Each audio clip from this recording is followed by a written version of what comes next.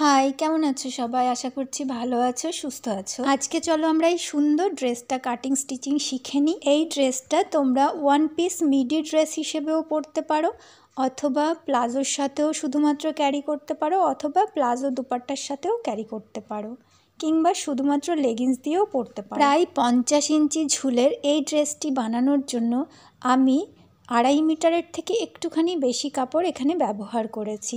তোমরা 2.5 মিটার দিয়েও এরকম ধরনের একটি ড্রেস কাটিং স্টিচিং করে নিতে পারবে। তাতে তোমাদের লেন্থটা অর্থাৎ ঝুলের পরিমাণটা আরেকটু কম হবে। আর একদম নিচের দিকটা দেখো, খুব সুন্দর করে হাইলো প্যাটার্ন করে কুচি দেওয়া রয়েছে। তো অনেকটা ফ্রক স্টাইলে বলে তোমরা এরকম একই ধরনের মেথড ইউজ করে বাচ্চাদের জন্যও তৈরি করে নিতে পারো। আর দেখো, ওপরের টপ পার্ট এবং নিচের পার্টের মাঝখানটা আমি আলিয়া কাট স্টাইলে করেছি, তাতে সুন্দর অ্যাট্রাকটিভ একটা লুক এসছে। তাহলে চলো আর কথা না বাড়িয়ে ড্রেসটি কাটিং তোমরা শিখে নাও। আর একটা কথা এখানে বলে রাখি, আমার এই কাপড়টি চওড়াই রয়েছে 44 ইঞ্চি, অর্থাৎ বহরের দিকে কাপড়টা রয়েছে 44 ইঞ্চি। তো প্রথমেই কাপড়টিকে আমি চওড়া বরাবর একবার এখানে ভাঁজ করছি। এই ভাঁজটি করতে হবে তোমার চেস্ট রাউন্ড যা আছে সেটাকে 4 দিয়ে ভাগ করে তার সঙ্গে 2-2.5 ইঞ্চি প্লাস করে ভাঁজটি করো। যেমন আমি এখানে 34 সাইজের জন্য বানাচ্ছি, তো 34কে 4 দিয়ে ভাগ করলে হচ্ছে 8.5 ইঞ্চি, তার সঙ্গে 2-2.5 ইঞ্চি প্লাস করে এখানে আমি ভাঁজটি করলাম। প্রথমে আমরা ওপরের পার্টের অর্থাৎ টপ পার্টের ব্যাক সাইডটা কাটিং করব। তো প্রথমে ওপর থেকে আমি লেন্থের জন্য এখানে মার্কিং করছি, হচ্ছে রেডি লেন্থ হবে টপ পার্টের 15 ইঞ্চি, আর 1 ইঞ্চি এক্সট্রা সেলাই মার্জিন নিচ্ছি, 16 ইঞ্চিতে মার্কিং করছি। এবার দেখো, এখানে শোল্ডারের জন্য মার্কিং করে নিচ্ছি 6.5 ইঞ্চিতে, আর এখান থেকে নিচের দিকে আর্মহোলের জন্য 6.5 ইঞ্চিতে মার্কিং করছি। এবার এই পয়েন্ট দুটোকে আমাদেরকে মিলিয়ে দিতে হবে এরমভাবে দাগ টেনে। এবার দেখো, এই দাগটা বরাবর আমাদেরকে ছাতির জন্য বা চেস্ট রাউন্ডের জন্য মার্কিং করতে হবে। তো আমি যেহেতু 34 সাইজের জন্য বানাচ্ছি, এখানে 34কে 4 দিয়ে ভাগ করলে আসছে 8.5 ইঞ্চি, আর প্রথমে 8.5 ইঞ্চিতে একটি মার্কিং করছি, তারপরে 1.5 ইঞ্চি সেলাই মার্জিন নিয়ে নিচ্ছি। এখানে তোমরা 1.5-2 ইঞ্চি সেলাই মার্জিন নিতে পারো। এবার দেখো, নিচে চলে আসছি। এখানে আমরা কোমরের জন্য মার্কিং করব। 30 কোমরের 4 ভাগের 1 ভাগ হচ্ছে 7.5 ইঞ্চি।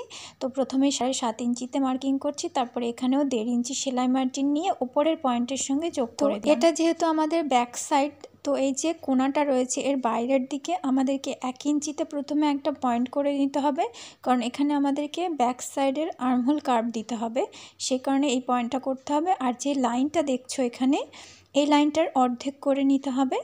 তো অর্ধেক পজিশানে একটি মার্কিং করে নিয়ে এই যে 1 ইঞ্চির দাগটা টানলাম, সেটাকে এরম টাচ করে একটি বাঁকা কার্ভ শেপ দিয়ে নাও। এটা হচ্ছে ব্যাক সাইডের আর্মহোল কার্ভ। এখন গলার চওড়ার জন্য 2.5 ইঞ্চিতে একটি মার্কিং করছি, আর নিচের দিকে গলার ডিপ রাখছি 6.5 ইঞ্চি, আর নিচের দিকে গলার চওড়া রাখছি 3 ইঞ্চি।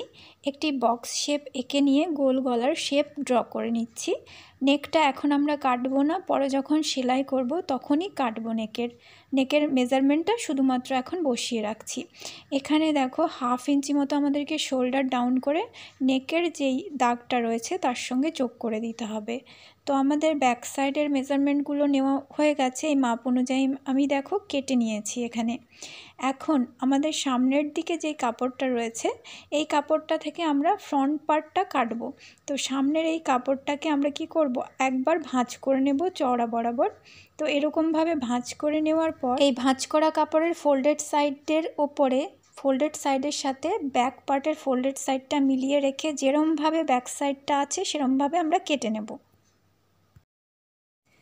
এখন দেখো, ওপরে যে পার্টটা রয়েছে সেটা হচ্ছে আমাদের পেছনের পার্ট হবে, আর নিচের পার্টটা হবে সামনের পার্ট। তো পেছনের পার্টটা সরিয়ে রাখছি, সামনের পার্টটা নিয়ে নেব। সামনের পার্টে আমাদের সামনের পার্টের যে তাল পার্ট কাটতে হয়, তার জন্য এখানে দেখো আর্মহোলের পিছন দিকে 1/2 ইঞ্চি করে কার্ভ টেনে নিলাম, সেই মাপ অনুযায়ী কেটে নিলাম। এখন নিচের বাকি যে কাপড়টা পড়েছিল সেটাকে এখানে একবার ভাঁজ করে রেখেছি মাঝ বরাবর চওড়ার দিকে একবার ভাঁজ করে রেখেছি। আর এখানে ওপরের পার্টের দেখো শুধুমাত্র ব্যাক সাইডটা নিয়ে নিয়েছি আমি। তো ব্যাক সাইডের এখানে কোমরের মাপটা আমরা নিচের পার্টের এখানে বসিয়ে নেব। এবার দেখো ওপরের পার্টটাকে সরিয়ে রাখলাম, নিচের পার্টের আমাদের ঝুলের জন্য মার্কিং করতে হবে। তো এখান থেকে ঝুল রাখছি 30 ইঞ্চি আর 1 ইঞ্চি সেলাই মার্জিন অ্যাড করে এখানে আমি 31 ইঞ্চিতে একটি মার্কিং করছি। আর নিচের দিকের ঘেরের জন্য নিচ্ছি 15 ইঞ্চি, 15 ইঞ্চিতে মার্কিং করে এই 15 ইঞ্চির পয়েন্টটাকে ওপরের কোমরের পয়েন্টের সঙ্গে যোগ করে দিয়ে এই মাপ অনুযায়ী কেটে নিতে হবে। তো দেখো আমি কেটে নিয়েছি, এটা আমাদের হচ্ছে ব্যাক সাইডের নিচের পার্ট হবে। এবার দেখো সামনে যেই কাপড়টা রয়েছে এই কাপড়টা দিয়ে আমরা পরে হাতা বের করে নেব। এবার নিচের দিকে বাকি কাপড়টাকে আবার বিছিয়ে নিতে হবে। এই বাকি কাপড়টাও কিন্তু মাঝ বরাবর চওড়ার দিকে একবার ভাঁজ করে রাখা রয়েছে। এখন আমরা টপ পার্ট নিয়ে নিয়েছি সামনের সাইডেরটা। এবার দেখো ফোল্ডেড সাইড থেকে নিচের থেকে ওপর দিকে আমরা 3 ইঞ্চিতে একটি মার্কিং করলাম আর এই কোনাকুনি এই মার্কিংটাকে যোগ করে দেব আর এই মাপ অনুযায়ী কেটে নেব। এবার দেখো এখানে ওপরের পার্টের কোমরের মাপটা আমরা নিচের পার্টে এঁকে নেব আর এই যে মাপটা আঁকলাম এই মাপটার থেকে নিচের দিকে আমরা 3 ইঞ্চি ডাউন করে দেব। তো ওপরের দিকে যেরকম 3 ইঞ্চিতে কাট করে নিয়েছি সেরকম এই সাইডে 3 ইঞ্চি আমাদেরকে নিচের দিকে নামিয়ে নিতে হবে। তো 3 ইঞ্চিতে মার্কিং করলাম। এখন এই 3 ইঞ্চির পয়েন্টটাকে কোনাকুনি যেই সাইডে আমাদের ফোল্ডেড সাইড রয়েছে সেই কোনাকুনি জয়েন করে দিতে হবে এরকমভাবে। তো এরকমভাবে জয়েন করে দিয়েছি, কাটার সময় কিন্তু এরকমভাবেই কাটতে হবে। এখন এই যে 3 ইঞ্চি ডাউন করলাম এখান থেকে আমাদের নিচের দিকে ঝুলের জন্য মার্কিং করতে হবে। যেমন পেছনের সাইডের আমরা ঝুলের জন্য 31 ইঞ্চিতে মার্কিং করেছিলাম, এখানেও সেম 31 ইঞ্চিতে মার্কিং করতে হবে আর সাইডের থেকে চওড়া 15 ইঞ্চি নিতে হবে, যেরকম পেছনের সাইডে 15 ইঞ্চি নিয়েছিলাম।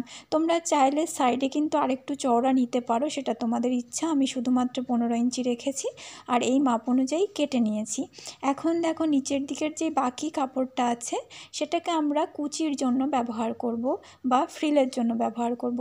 তো কাপড়টা একবার ফোল্ড করা ছিল, এরকম আরেকবার ফোল্ড করে নিলাম। এবার 7 ইঞ্চি 7 ইঞ্চি করে দুটো আমরা ফ্রিলের কাপড় বের করে নেব।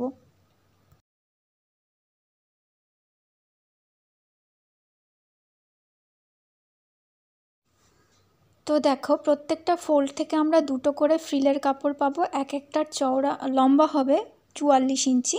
তো দেখো এই দুটো কাপড়কে মাথাগুলোকে সোজা সাইডের ওপর সোজা সাইড রেখে সেলাই করে 88 ইঞ্চি করে নিতে হবে আমাদেরকে। তো এই সাইডে আমরা দুটো পেলাম আর অন্য সাইডে যে কাপড়টা আছে সেখানেও দুটো ফ্রিল পাবো।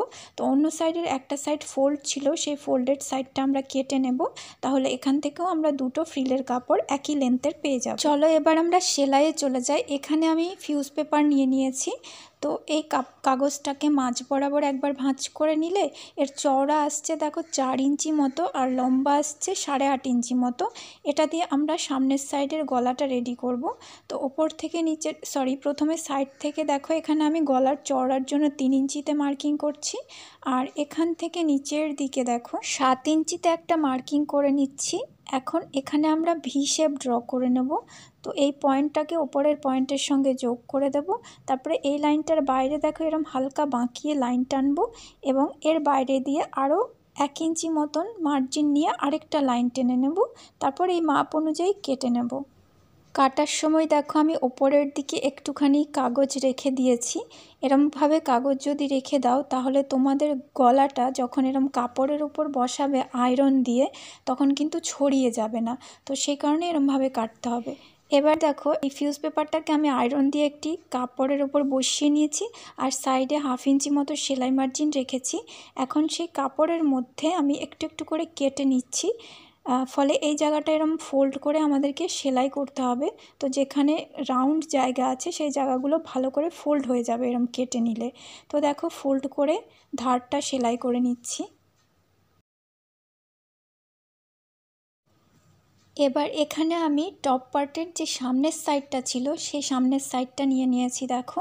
তো মেলে নিয়েছি, এটা হচ্ছে সোজা সাইড আর এখানে সেন্টার কাট লাগানো আছে। আর এই গলার কাপড়টাকেও নিয়ে নিলাম, মাঝ বরাবর ভাঁজ করে একটা সেন্টার কাট বসিয়ে নিয়ে এই জামার কাপড়ের সোজা সাইডের ওপরে গলার কাপড়ের সোজা সাইডটা রেখে মাঝে বরাবর প্রথমে একটা সেলাই বসিয়ে নেব। তারপর নিচ থেকে দুই সাইডে যেরকমভাবে আমাদের গলার শেপ রয়েছে সেরকমভাবে সেলাই করে নেব। একদম পেস্টিং পেপারের ধার ঘেঁষে সেলাইটা করতে হবে যেন পেপারের ওপর উঠে না যায় সেলাই। এখন দেখো সেলাইয়ের বাইরে 1/2 ইঞ্চি মার্জিন রেখে বাকি কাপড়টা কেটে বাদ দিয়ে দেবো। আর একদম মাঝে এখানে একটা ডিপ কাট বসিয়ে নিতে হবে যাতে সেলাই কেটে না যায়, খেয়াল রাখতে হবে। আর বাকি ধারগুলোতেও ছোট ছোট করে কেটে নিতে হবে, যার ফলে এই কাপড়টা অর্থাৎ পট্টির কাপড়টা আমরা সহজেই উল্টো সাইডে টার্ন করে নিতে পারবো আর খুব ভালো ফিনিশিংও চলে আসবে তাতে। তো এই কাপড়টাকে আপাতত এরমভাবে উল্টো সাইডে রেখে দেব। এবার আমরা পিছনের সাইডের পার্টটা নিয়ে নিলাম আর এখানে যে গলার মাপ রয়েছে সেই মাপ অনুযায়ী প্রথমে কাট করে নেব, তারপরে গলাটা রেডি করব। তার জন্য দেখো এখানে আমি কোনার পট্টির কাপড় কেটে নিয়েছি। এই কাপড়টাকে মাঝ বরাবর ভাঁজ করব। এই কাপড়টা প্রায় 1.5 ইঞ্চি মতো চওড়া আছে, তো 1.5-2 ইঞ্চি মতো নেবে তোমরা, তাহলেই হয়ে যাবে। তারপরে এই গলার সোজা সাইডের ওপরে এরমভাবে রাখবো, রেখে 1/2 ইঞ্চি মতো মার্জিন নিয়ে সেলাই করে নিতে হবে। সেলাই করার পর সামনের সাইডের মতন এখানেও কিন্তু সেলাইয়ের বাইরে কেটে নিতে হবে ছোট করে। তারপরে দেখো এখানে ব্যাক সাইডটা আমরা রেখেছি, সোজা পার্ট রয়েছে, আর আগে যেই ফ্রন্ট সাইডটা সেলাই করেছিলাম, গলাটা তৈরি করেছিলাম, তো তার সোজা সাইডটাও ব্যাক সাইডের সোজা সাইডের উপর রাখতে হবে। তারপর দেখো দুটো পার্টের মধ্যে পট্টির কাপড় আর হচ্ছে জামার কামিজের কাপড়ের মধ্যে যে জয়েন্ট রয়েছে সেই জয়েন্ট দুটো আমরা এরকমভাবে একসাথে রাখবো, রেখে কাঁধটা সেলাই করে নেব। এভাবে সেলাই করলে কিন্তু কাঁধে খুব ভালো ফিনিশিং আসবে তোমার। এবার দেখো পট্টির কাপড় দুটোকে একসাথে রং সাইড এরম করে পাঠিয়ে দিতে হবে। তারপর সোজা সাইডের ওপর কিনারা ধরে চাপ সেলাই দিয়ে নিতে হবে। পুরো সামনের গলা এবং পেছনের গলা একসাথে চাপ সেলাই দিয়ে নিতে হবে। তো দেখো এই সেলাইটা পুরোটা আমি দেখাচ্ছি না, কারণ সেলাইটা এরমভাবেই করতে হবে, বেশি ভিডিওতে দেখাতে গেলে ভিডিও অনেক বড় হয়ে যাবে। এবার দেখো এই যে নেকটা রেডি হয়ে গেছে। এখন ভেতরের দিকে যে পট্টির কাপড়ের অন্য পার্টটা রয়েছে, অন্য সাইডটা রয়েছে, সেই সাইডটা আমরা হাতে হেম সেলাই করে নেব, তাহলেই আমাদের পুরো নেকটা রেডি হয়ে যাবে, একদম ফিনিশিং চলে আসবে। এবার দেখো জামার কাপড় কাটার সময় সামনের দিকে যে এক্সট্রা কাপড়টা বেঁচে ছিল সেটা আমি নিয়ে নিয়েছি এখানে হাতা কাটবার জন্য। এখানে কাপড়টা দুটো পার্ট রয়েছে আর হচ্ছে সোজা সাইডগুলো মুখোমুখি করে রাখা আছে, রং সাইড বাইরের দিকে রাখা রয়েছে। তো আমি এরমভাবে ভাঁজ করে নিলাম। তো চওড়াতে আমাদের কতটা নিতে হবে, তুমি আর্মহোল যা নেবে অর্থাৎ বগলের যেটা মাপ হবে তার থেকে 2 ইঞ্চি বেশি নিলেই হয়ে যাবে। তো এখানে আমার 8 ইঞ্চি 8.5 ইঞ্চি মতো মোটামুটি আসছে। তো এই মাপ অনুযায়ী আমি চওড়াটা কেটে নিচ্ছি। এখন দেখো আমি ফোল্ডেড সাইডটা আমার দিকে ঘুরিয়ে রাখছি। এবার দেখো ফোল্ডেড সাইড থেকে এখানে আমি 6 ইঞ্চিতে মার্কিং করছি, আর্মহোলের যা মাপ ছিল, আর এখান থেকে নিচের দিকে হচ্ছে 2.5 ইঞ্চিতে, আর এই সাইড থেকে 3 ইঞ্চিতে মার্কিং করে এই পয়েন্ট দুটোকে হাতার শেপ দিয়ে যোগ করে দিয়েছি। এখন এই লাইনটা ধরে আমরা আর্মহোলের যে মাপ ছিল সেই মাপটা এখানে বসিয়ে নেব। তো তোমাদের 6 ইঞ্চি 6.5 ইঞ্চি যা থাকবে সেটা বসিয়ে নেবে, আর সাইডের এইটুকুনি আমাদের সেলাই মার্জিন থাকবে। আর উপর থেকে নিচের দিকে লেন্থ রেখেছি এখানে 10 ইঞ্চি মতো রয়েছে, আমার পুরোটাই লাগবে। আর এপাশে দেখো আমরা হচ্ছে হাতার মুহুরির জন্য মার্কিং করব। তো এখানে হাতার মুহুরির জন্য 5 ইঞ্চিতে এবং সাইডে সেলাই মার্জিন নিয়ে নিতে হবে অবশ্যই। এবার উপরের পয়েন্টের সাথে যোগ করে দিচ্ছি। তো এই মাপ অনুযায়ী আমরা প্রথমে কেটে নিচ্ছি, আর হাতাটাকে মেলে নিয়ে সামনের সাইডের তালপাটের জন্য এখানে 1/2 ইঞ্চি ডাউন করে কেটে নিতে হবে। তোমরা ডিটেলস হাতার ভিডিও কাটিং দেখতে চাইলে ডেসক্রিপশানে লিঙ্ক থাকবে, সেখান থেকে চেক করে নিতে পারো, অথবা চ্যানেল ভিজিট করেও দেখে নিতে পারো। এবার দেখো হাতার নিচের অংশে লাগানোর জন্য এখানে আমি আরও 2টি পট্টির কাপড় নিয়ে নিয়েছি। এগুলো চওড়ায় রয়েছে 21 ইঞ্চি, 20-21 ইঞ্চি মতন নিলেই হয়ে যাবে। আর লম্বায় এখানেও প্রায় 8 থেকে 10 ইঞ্চি মতন রয়েছে। তো এবার এগুলোকে কি করে রেডি করতে হবে, কারণ হাতার নিচের অংশ কুচি দিতে হবে এই কাপড়টাকে।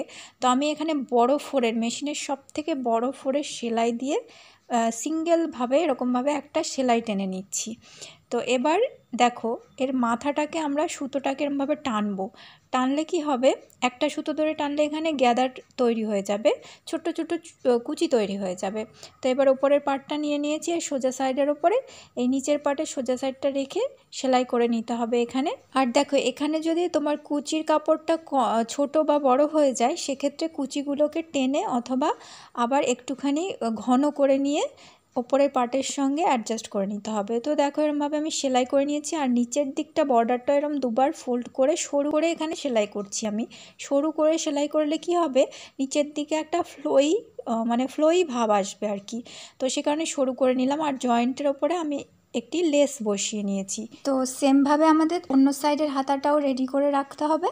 তারপর জামার কাপড়ের মেন পার্টটা নিয়ে নেব এবং তার সোজা সাইডের দেখো এখানে কাঁধের জয়েন্ট রয়েছে, জয়েন্টের সঙ্গে হাতার কাপড়ের সোজা সাইডের সেন্টারটা একদম মুখোমুখি রেখে একদম মাঝখান থেকে দুই সাইডে সেলাই করে হাতা জুড়ে নিতে হবে। অন্য সাইডের হাতাটাও সেমভাবে আমরা সেলাই করে নেব।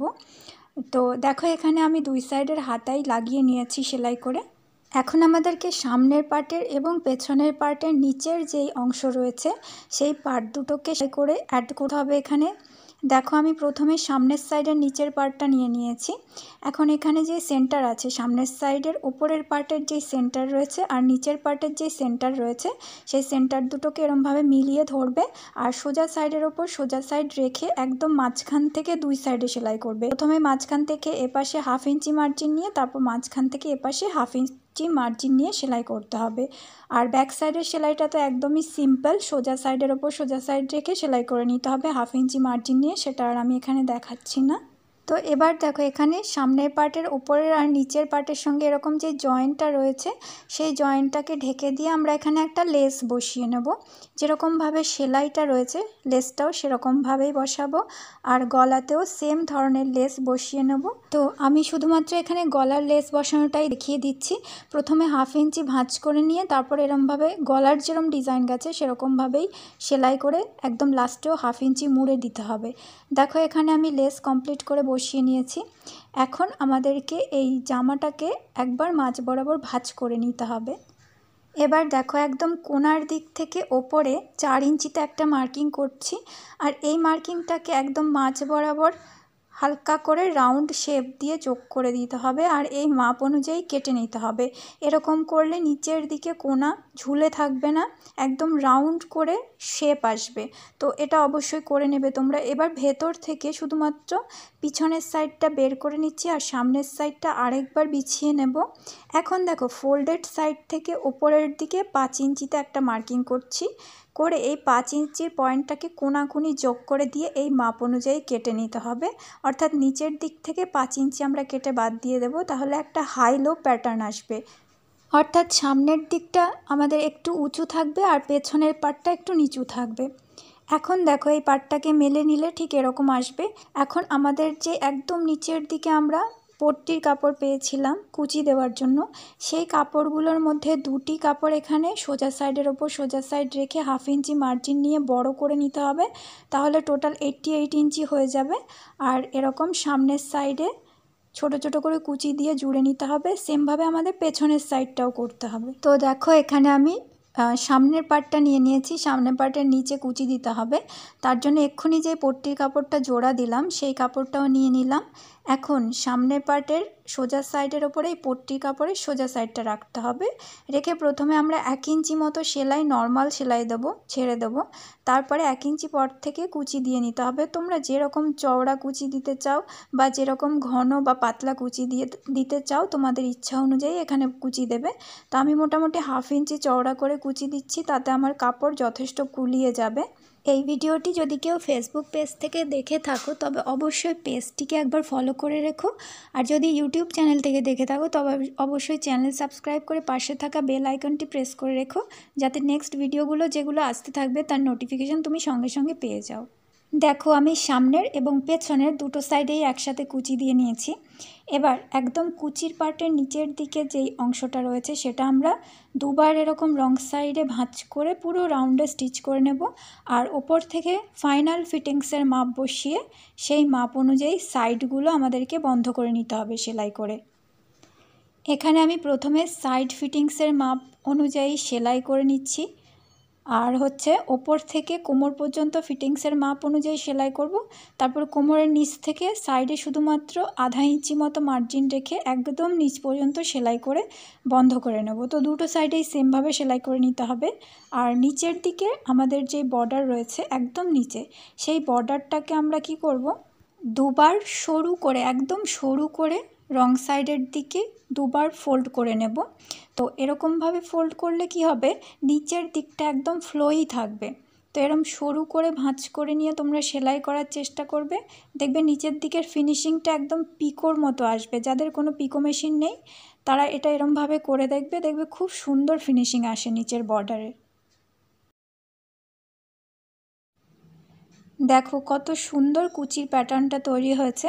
তোমরা এই ড্রেসটি চাইলে না হাঁটু থেকে একটু নিচ পর্যন্ত লেন্থের, অর্থাৎ 42 ইঞ্চি মতন লেন্থেরও রাখতে পারো, 40-42, তাতেও কিন্তু এই ড্রেসটা খুব সুন্দর লাগবে দেখতে। তো আমি এটা লং করেছি, তোমরা চাইলে শর্টও বানাতে পারো, একই মেথড অ্যাপ্লাই করবে, শুধু ঝুলটা তোমরা কম নেবে, তাহলেই দেখবে সুন্দর হবে। আজকের ভিডিও ভালো লাগলে অবশ্যই লাইক, কমেন্ট এবং বন্ধুদের সঙ্গে শেয়ার করো। ভিডিওটি লাস্ট পর্যন্ত দেখার জন্য অসংখ্য ধন্যবাদ সবাইকে। সবাই ভালো থেকো, সুস্থ থেকো এবং ক্রিয়েটার স্টাইলের নেক্সট ভিডিওর জন্য অপেক্ষা করো। টাটা।